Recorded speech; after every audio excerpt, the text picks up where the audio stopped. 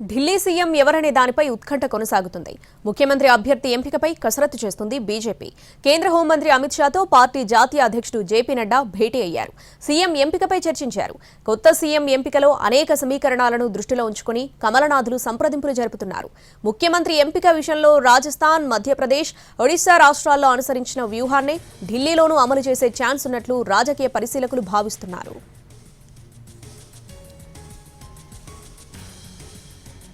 Delhi CM రేస్లో పలువురు senior నేతలున్నారు.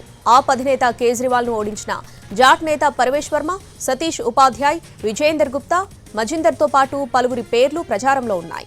అయితే ప్రజలకు పెద్దగా పరిచయం లేని కొత్త నేతలకు సైతం సీఎం పదవిని కట్టబెట్టిన చరిత్ర బీజేపీకుంది. దీంతో ఎవరి పేరును ఖరారు చేస్తారోననే ఉత్కంఠ నెలకొంది. పూర్వాంచల్ నేపథ్యమున్న ఎమ్మెల్యే, సిక్కు లేదా మహిళను సైతం పరిగణలోనికి తీసుకునే ఛాన్స్ ఉన్నట్లు తెలుస్తోంది.